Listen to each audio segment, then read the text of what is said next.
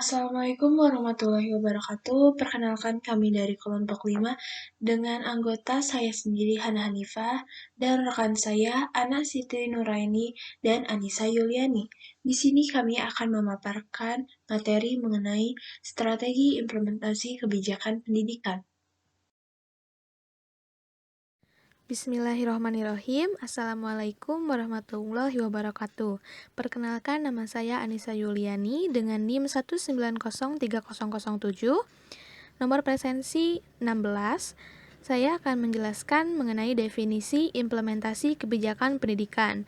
Implementasi menurut Mazmanian dan Sebastian adalah pelaksanaan keputusan kebijakan dasar, biasanya dalam bentuk undang-undang, namun dapat pula berbentuk perintah-perintah atau keputusan-keputusan eksekutif yang penting atau keputusan badan peradilan.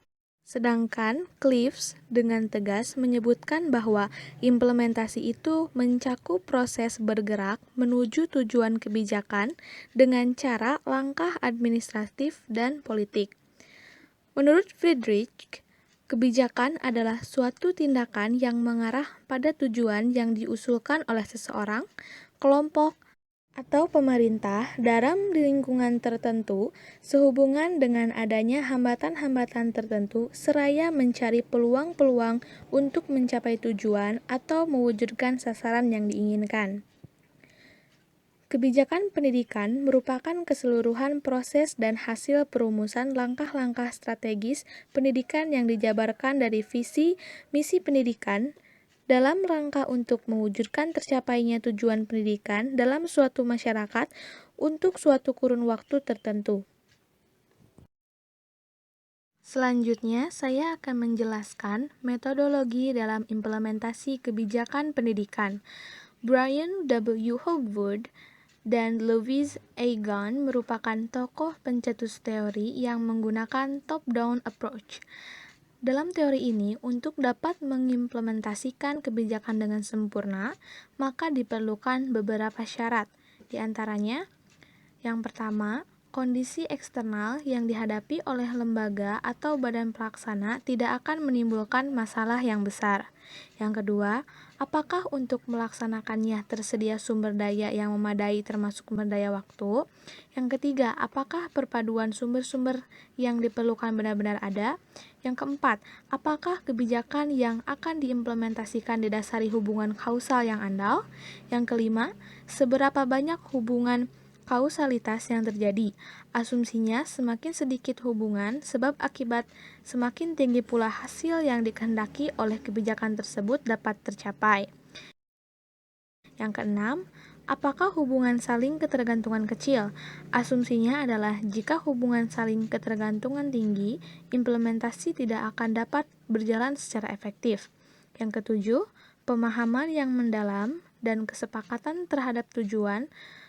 Yang kedelapan, tugas-tugas telah dirinci dan ditempatkan dalam urutan yang benar.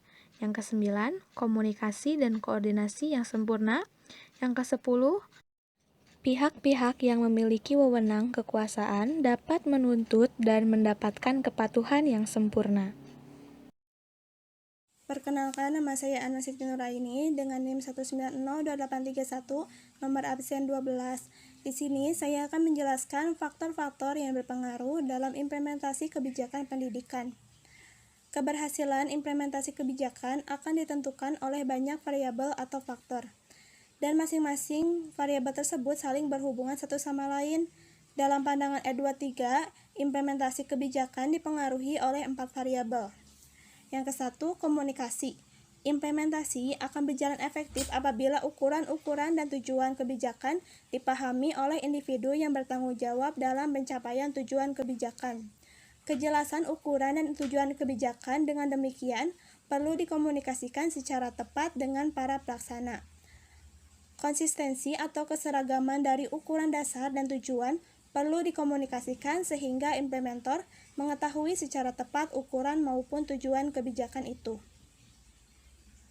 Ada 3 indikator yang dapat digunakan dalam mengukur keberhasilan aspek komunikasi ini, yaitu yang pertama transmisi, yaitu penyaluran komunikasi yang baik akan dapat menghasilkan suatu hasil implementasi yang baik pula.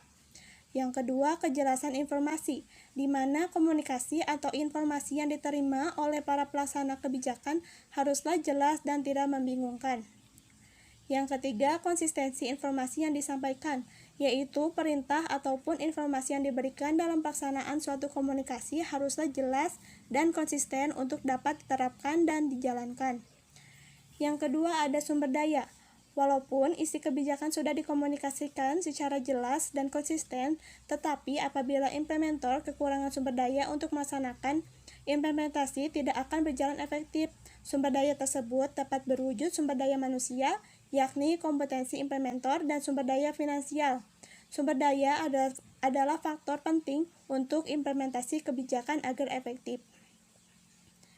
Komponen sumber daya ini meliputi jumlah staf, keahlian dari para pelaksana, informasi yang relevan dan cukup untuk mengimplementasikan kebijakan dan pemenuhan sumber-sumber terkait dalam pelaksanaan program. Informasi merupakan sumber daya penting bagi pelaksanaan kebijakan.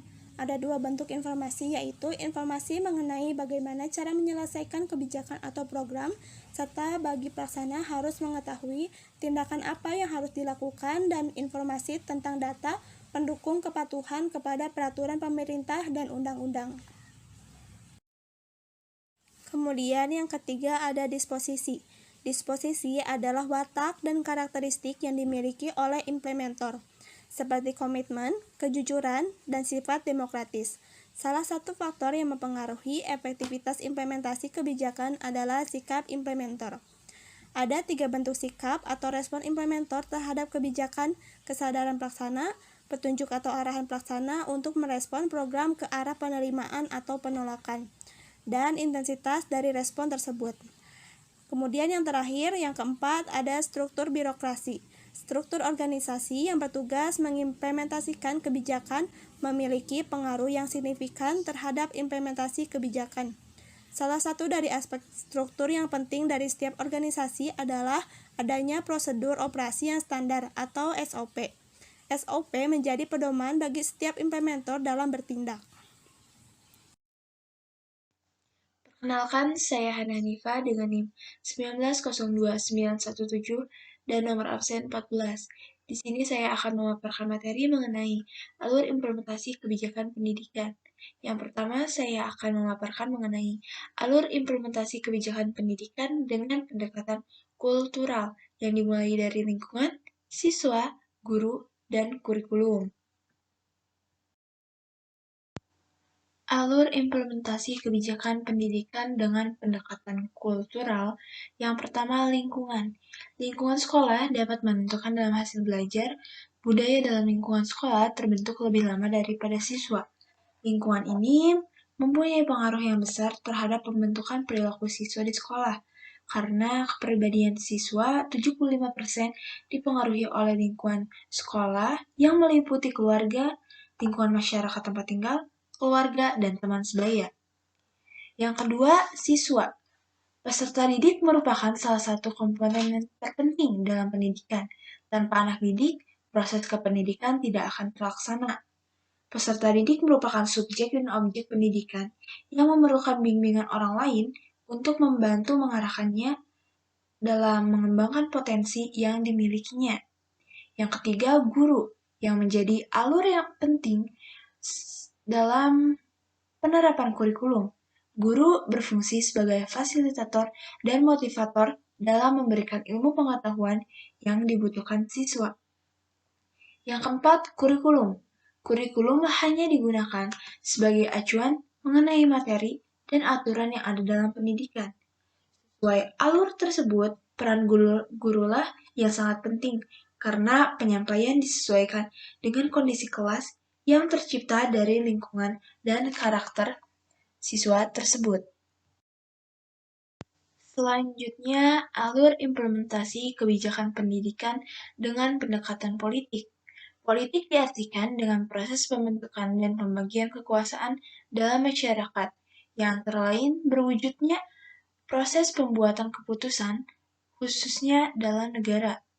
Lalu kaitan antara politik dan pendidikan lebih khususnya pada politik pendidikan atau the politics of education adalah kajian tentang relasi antara proses munculnya berbagai tujuan pendidikan dengan cara-cara penyampaiannya. Lalu fokus pembahasannya adalah kekuatan yang menggerakkan pencapaian tujuan pendidikan dan bagaimana perangkat akan diarahkan. Kajian politik pendidikan juga mencakup pada peran negara dalam bidang pendidikan, sehingga dapat menjelaskan berbagai tujuan strategi perubahan pendidikan dalam suatu masyarakat secara lebih baik. Cukup sekian pemaparan dari kelompok kami. Mohon maaf jika ada kesalahan kata. Semoga ilmunya bermanfaat. Wassalamualaikum warahmatullahi wabarakatuh.